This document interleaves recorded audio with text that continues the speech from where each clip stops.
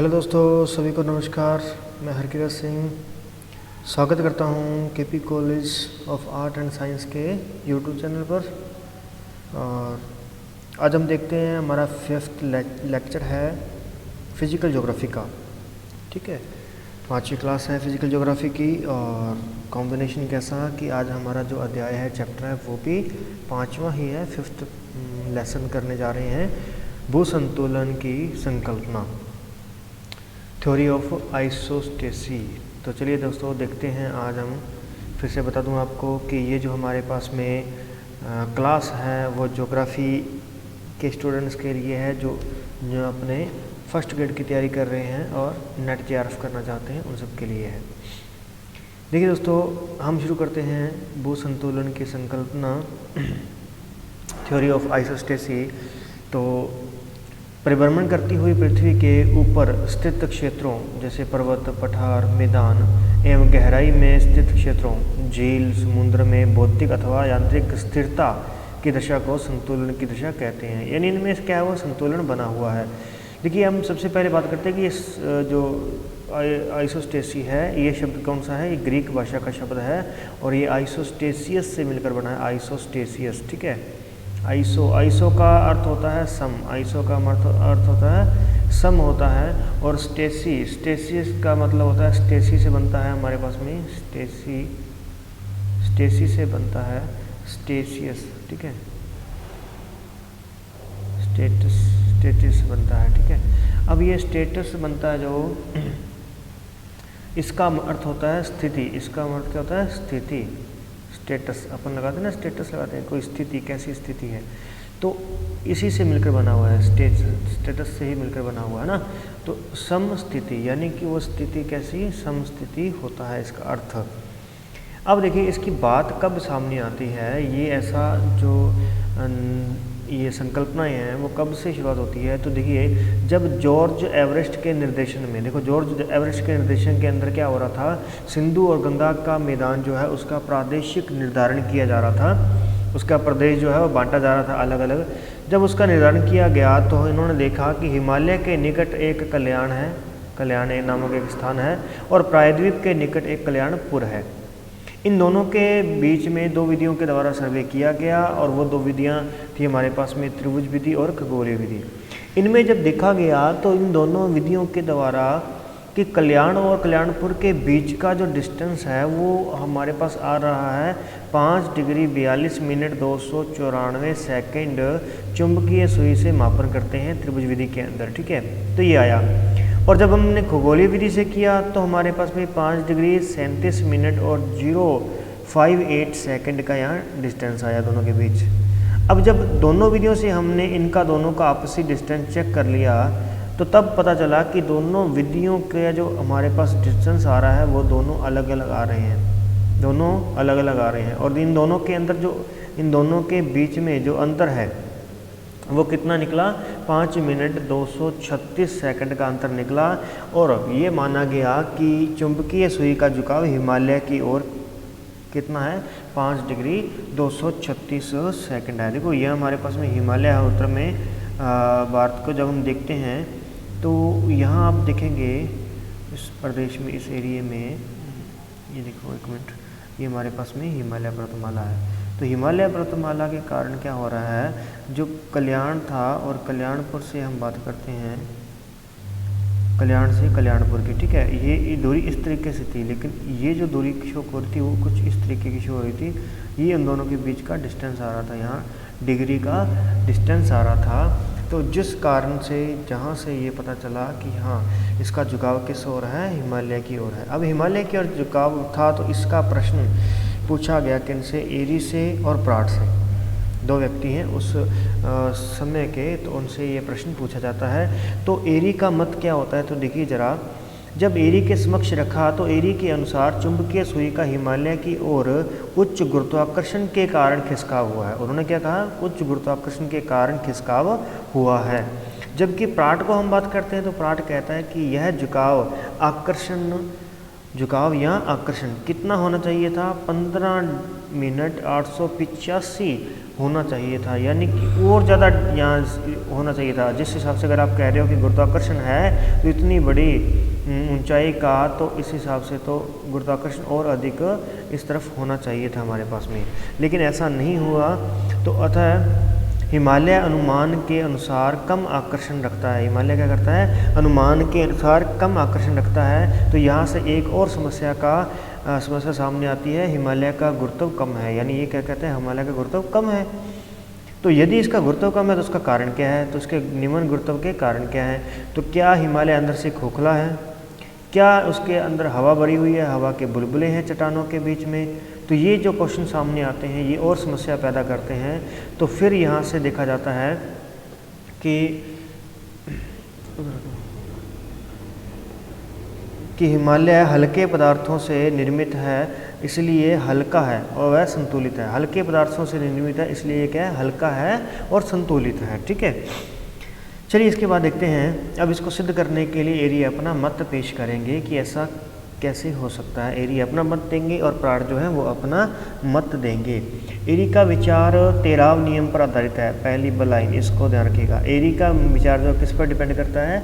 तेराव के नियम पर आधारित है। जैसे हिम प्लावन के समय हिम का एक बड़ा भाग जल से बाहर रहता है। देखो जब हिम प्लावन होता है, ये देखो हिम प्लावन यानी कि हिम का टुकड़ा जो होता है वो टूट करके जब अलग हो जाता है तो उसका एक बड़ा भाग जो होता है वो बाहर रहता है। यानी एक भाग उसका बाहर रहता है, एक हिस्सा उसका बाहर रहेगा और उसके 9 हिस्से जो है वो नीचे रहेंगे। यानी अगर वो 10 मीटर का टुकड़ा है तो उसका 1 मीटर भाग ऊपर रहेगा और 9 मीटर भाग नीचे रहेगा पानी के अंदर। ऐसा क्यों रहता है? ऐसा इसलिए क्योंकि उसने अपना संतुलन बनाना होता है, अपना बैलेंस बनाना होता है, इसीलिए। तो इसी नियम को रखते हुए उन्होंने भी क्या कहा कि इसी प्रकार स्थल रूप अपनी ऊंचाई के अनुपात में भूगर्भ में गहराई में जड़ें रखते हैं। उन्होंने ये कहा। तो मैदान पठार पर्वत का 1/3 भाग अधिक ऊंचाई है तो इनकी गहराई ऊंचाई का 2/3 भाग होगा। यानी इसने एक बात और यहाँ पे कह दी। देखो पहली बात तो इनकी ये कहते हैं कि 1/9 भाग इनका क्या होगा? बाहर होगा। 1/10 भाग इनका बाहर होगा, 1/10 भाग इनका बाहर होगा और 9/10 भाग इनका अंदर होगा। ठीक है, फिर उन्होंने कहा कि उनका यदि ऊंचाई यदि इसकी ऊंचाई जो है वो 1/3 है। यदि इसकी ऊंचाई कितनी है? 1/3 है। यानी हम इसके 3 हिस्से कर लेते हैं, 3 हिस्से कर लेते हैं तो उसका 1 हिस्सा तो बाहर रहेगा और 2 हिस्से उसके कहाँ रहेंगे? नीचे रहेंगे। ठीक है, 2/3 जो उसकी क्या है? गहराई बन जाएगी। अतः जो जितना ऊंचा होगा उसकी गहराई उतनी ही अधिक होगी, उसकी गहराई भी अधिक होगी। तो एक बात ये ध्यान रखनी है आपने।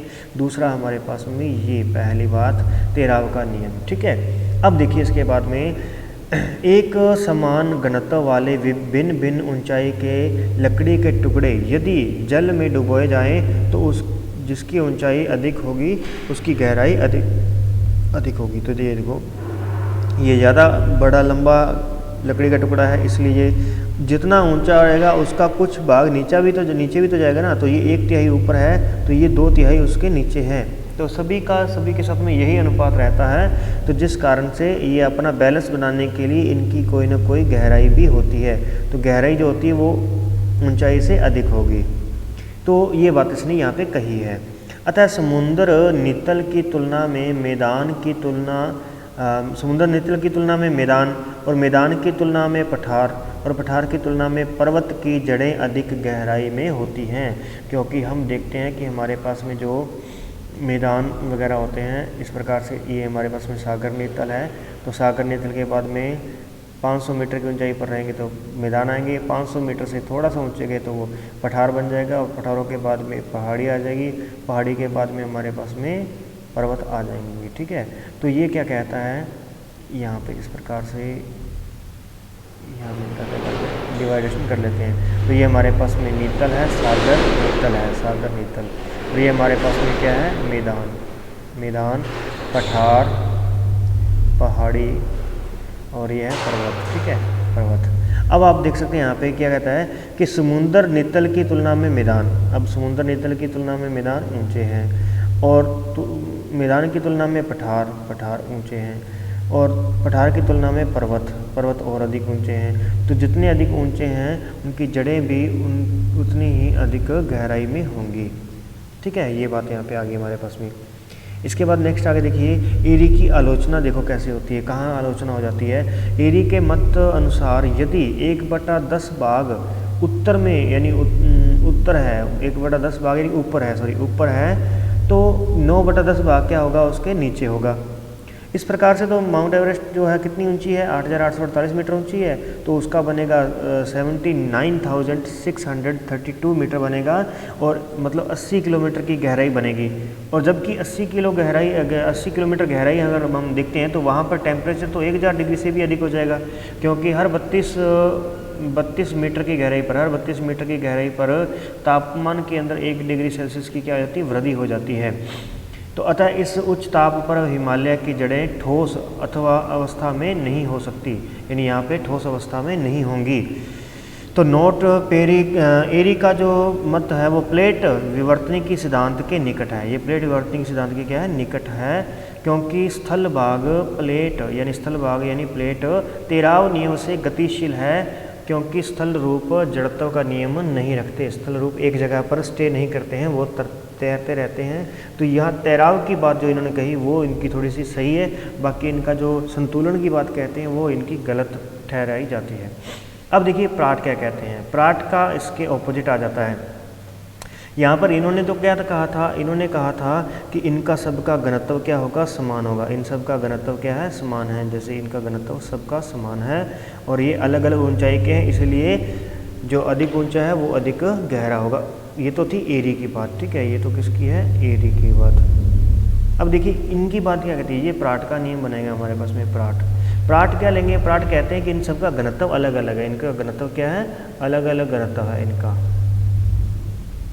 तो आप इन तीनों पे फोकस कीजिए, पहले 2, 3 और 4 पे।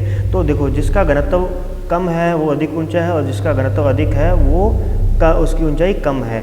ये ऐसा क्यों हुआ, ऐसा इसलिए हुआ क्योंकि इन्होंने अपना नीचे जो है तल समान रूप से स्थापित किया है।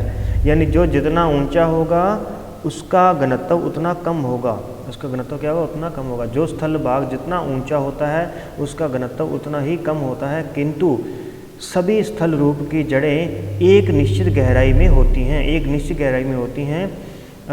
इस गहराई से नीचे किसी स्थल रूप का अस्तित्व नहीं होता, इसके नीचे किसी का अस्तित्व नहीं होगा। क्षतिपूर्ति रेखा यानी कॉम्पनसेशन लाइन जो है वो इसको कहा उन्होंने, ये क्षतिपूर्ति रेखा कही उन्होंने कि यह 60 से 90 किलोमीटर गहराई में वह रेखीय क्षेत्र है जिसके नीचे सभी स्थल रूप का घनत्व समान होता है। इसके बाद में सभी का घनत्व जो होगा वो कैसा होगा, समान होगा, कोई डिस्टेंस इसमें डिफरेंस नहीं होगा, ठीक है। तो ये बात इन्होंने प्राट ने कही है, ठीक है। ये इतना सा प्राट का नियम रहता है। इसके अलावा इसने क्या किया, अलग अलग घनत्व के जो है अलग अलग धातु के टुकड़े लिए और इन टुकड़ों को पारे के अंदर जब डुबोया तो जो जितना भारी था, जितना उसका घनत्व अधिक था वो उतना गहराई में गया, और उतना ही वो उसकी ऊंचाई है कम बनी है ना। लेकिन इनका सब का जो क्षतिपूर्ति तल है वो एक ही रहेगा। इस तल के नीचे इनमें से कोई भी नहीं जाएगा। अब देखिए एरी और प्राट के नियम के बीच में हम देख लेते हैं, डिफरेंस देख लेते हैं। एरी ने 1854 में दिया था और प्राट ने 1859-61 में दिया था। तेराव का नियम कहा है, इन्होंने जड़त्व का नियम कहा है। यहाँ समान घनत्व और गहराई भिन्न कही है इन्होंने। घनत्व कैसा कहा है, समान घनत्व कहा है, और गहराई अलग अलग कही है। जबकि इन्होंने समान गहराई और घनत्व अलग अलग कहा है। समान गहराई है लेकिन घनत्व इन्होंने अलग अलग कहा है। यानी इन्होंने कहा uniform density with varying depth, और यहाँ पे इन्होंने कहा uniform depth with varying density, ये इन्होंने बात कही है। क्लियर दोस्तों, इस प्रकार से यहाँ प्राट और एरी के नियम को ध्यान रखेंगे भू संतुलन के लिए। इसके अलावा हम कुछ और देख लेते हैं, 2-4 हमारे पास में और विद्वान हैं। तो देखिए हेफोर्ड व बेबी ने जो है इस पर और सुधार करने की कोशिश की है। हेफोर्ड तथा बेबी ने प्राट के मत से मिलते जुलते अपने अलग मत का प्रतिपादन किया है। हेफोर्ड के अनुसार भूपृष्ठ के नीचे अलग अलग घनत्व के भाग विद्यमान होते हैं। नीचे जो है भूपृष्ठ के नीचे अलग अलग घनत्व के, ये भूपृष्ठ है हमारा, और इसके नीचे अलग अलग घनत्व के भाग जो है होते हैं हमारे पास। ये होता है हमारे पास में 11 घनत्व, इसका घनत्व होता है 6.7, इसका उन्होंने लिया था 6 और इसका लिया था 6.7, ठीक है, ये 7.6 था जस्ता ना। ये देखो यहाँ पे दिया हुआ है एंटीमन, जस्ता, लोहा और सीसा, इन्होंने 4 धातुएं ली थी। तो इनका कहने का मतलब क्या, देखिए सुनिए यहाँ पे बात एक, कि अलग अलग घनत्व के भाग विद्यमान हैं, परंतु धरातल के नीचे की तरफ 100 किलोमीटर की गहराई में एक ऐसा तल है जिसके ऊपर घनत्व में अंतर है तथा नीचे की तरफ घनत्व समान है। इनके ऊपर तो ये जो हमारे पास में क्षतिपूर्ति रेखा, वही सेम बात कर रहे हैं, ये भी क्षतिपूर्ति रेखा की बात कह रहे हैं। इसके ऊपर तो क्या होगा, घनत्व अलग अलग होगा और इसके नीचे जो है घनत्व क्या होगा, वो समान होगा, यानी इस एरिया का जो घनत्व है वो समान होगा। इसको हैफोर्ड ने समतोल तल कहा है। समतोल तल या क्षतिपूर्ति तल या लेवल ऑफ कंपनसेशन, ध्यान रखना। इन्होंने 4 विभिन्न धातुओं के टुकड़े लिए, एंटीमन, जस्ता, लोहा, सीसा लिया और इसको पारे में रखा। तो सभी टुकड़ों का निचला तल जो है वो बराबर था, सभी का निचला तल क्या था, बराबर था। साथ ही साथ कम घनत्व वाले टुकड़े अधिक ऊंचाई में तथा अधिक घनत्व वाले टुकड़े कम ऊंचाई में स्थित थे। अधिक घनत्व वाले कम ऊंचाई में और कम घनत्व वाले टुकड़े अधिक ऊंचाई में स्थित थे। जॉली जेफरॉन की बात करते हैं तो भूगर्भ में क्षतिपूर्ति क्षेत्र एक रेखा न होकर 16 किलोमीटर मोटा, 16 किलोमीटर या आपको यहाँ पे दिया जा सकता है 10 मील मोटा एक क्षेत्र होता है, जहाँ पर स्थल रूप अपनी ऊंचाई के अनुसार गहराई में जड़ें रखता है, यानी इनके अनुसार कुछ इस प्रकार की बनावट होती है। ये हमारे पास में भूपृष्ठ है और भूपृष्ठ के बाद इन्होंने ये कहा कि ये इस प्रकार से आपके पास में ये 100 किलोमीटर की 100 किलोमीटर गहराई पर ये क्या है, 16 किलोमीटर मोटाई का जो है हमारे पास में क्या होगा, क्षतिपूर्ति तल होगा। ये कौन सा होगा, क्षतिपूर्ति तल होगा, यहाँ पे क्षतिपूर्ति तल, यानी कि लेवल ऑफ कंपनसेशन होगा। और इस तल के अंदर ये अपनी गहराई के अनुसार यहाँ पे क्या करेंगे, ये अपनी गहरी जड़ों को रखेंगे, ये इस प्रकार से, ठीक है, इस प्रकार से उन्होंने अपने ये जड़ें हैं इनकी। और इसके बाद कोई जड़ नहीं है, इसके बाद में कुछ भी नहीं है। तो इन्होंने ये कितनी मोटाई का बताया, 16 किलोमीटर की मोटाई का बताया है। किंतु इस जोन के बाद किसी प्रकार का स्थल रूप अस्तित्व नहीं होता। इनके मत में प्राट व एरी दोनों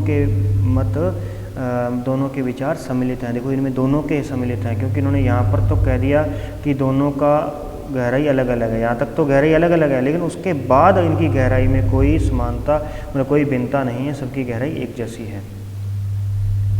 अंत में देखेंगे हेस्किनन ने 1933 के अंदर मत दिया और ये एरी के निकट है। इनके अनुसार एक निश्चित गहराई के बाद समान घनत्व होता है। एक निश्चित गहराई के बाद में क्या हो जाता है, घनत्व समान हो जाता है। इन घनत्व समान होने का मतलब क्या हुआ कि अब ये एरी के निकट हो गया है ना।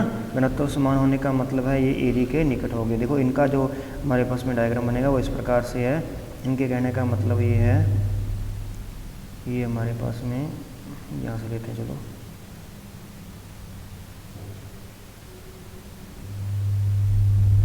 ये वाला, यानी इनका जो कहने का मतलब है वो यही चीज़ है कि इनका जो घनत्व यहाँ पे ये वाला जो लेवल है, इससे ऊपर तो घनत्व सबका अलग अलग है, ठीक है। इससे ऊपर तो क्या है, उन्होंने क्या किया, इसके अनुसार एक निश्चित गहराई के बाद घनत्व समान है, यानी यहाँ पर जो घनत्व है इन सबका घनत्व क्या रहेगा, समान रहेगा इस एरिया में। तो घनत्व समान कह दिया तो इसका मतलब क्या हो गया, ये एरी के पक्षदार हो चुके हैं यहाँ पे। अतः निम्न घनत्व वाला ऊंचा पर्वत अपनी जड़ें अधिक गहराई में रखता है। निम्न घनत्व वाला, इसका घनत्व यहाँ पे तो कम था, यहाँ पे तो घनत्व कम था, यानी 2.7 मान लेते, 2.8, 2.9, 3.0। तो यहाँ पर तो इनका घनत्व अलग अलग है, यहाँ तो घनत्व अलग है, तो इसलिए जो है हमारे पास में है कि निम्न घनत्व वाला ऊंचा पर्वत अपनी जड़ें अधिक गहराई तक रखेगा, और जबकि उच्च घनत्व वाला मैदान जो है वो अपनी जड़ें कम गहराई तक रखेगा। तो इसके अनुसार घनत्व में क्षैतिजीय व लंबवत भिन्नता होती है। क्षैतिजीय भिन्नता भी है, यानी इस प्रकार से देखेंगे तो आपस में सभी में भिन्नता है, और लंबवत भिन्नता भी है। ऊपर ये घनत्व है, नीचे 4 है, ऊपर 2.8 है, नीचे 4 है, यानी इस प्रकार से ये इनमें लंबवत और क्षैतिज भिन्नता होती है किसमें, घनत्व में। ये इंपॉर्टेंट लाइन है, इसके लिए ध्यान रखना। यह लंबवत घनत्व ऊपरी दबाव के कारण बढ़ता है। ये घनत्व क्यों बढ़ा, यहाँ 4 घनत्व क्यों है, ऊपर तो 2.7 ही था, ऐसा क्यों बढ़ा, ऐसा इसलिए क्योंकि इसके ऊपर दबाव लगा। जब इसके ऊपर दबाव लगा तो इसका घनत्व जो बढ़ जाता है। लास्ट में देखते हैं आर्थर होम्स, पृथ्वी का ऊपरी भाग स्थल मंडल जो 35 से 60 किलोमीटर मोटा है, 35 से 60 किलोमीटर मोटा है, जिसकी ऊपर महासागरीय नीतल मैदान पठार पर्वत स्थित हैं। यह ऊंचाई 60 किलोमीटर से नीचे सबस्ट्रेटम यानी अधस्थल पर संतुलित है, क्योंकि अधस्तर से उत्पन्न होने वाले संवहनीय धाराएं ऊर्जा तापमान से पदार्थ का रूपांतरण करके अधस्तर में समान घनत्व रखती हैं। अतः समस्त स्थल मंडल अधस्तर पर तैरता है। इसका मत जो है वो किसके, एरी के निकट आता है। ठीक है, तो ये था हमारे पास में आज का आइसोस्टेसी, थ्योरी ऑफ आइसोस्टेसी थी हमारे पास में। तो ये आपके सभी के काम की है, आप ध्यान रखिएगा। और इसकी PDF यदि आपको चाहिए तो मैंने आपको पहले बताया है, आप HK Sir 222284 पे टेलीग्राम चैनल है, उसको सर्च कर सकते हैं। HK Sir 2284 पे टेलीग्राम आप डाउनलोड कीजिए और वहाँ आप डेली क्विज़ भी खेल सकते हैं। डेली क्विज़ आपको प्रश्नोत्तरी मिलती रहेगी। ठीक है दोस्तों, तो मिलते हैं नेक्स्ट क्लास के अंदर। आज के लिए इतना ही, धन्यवाद।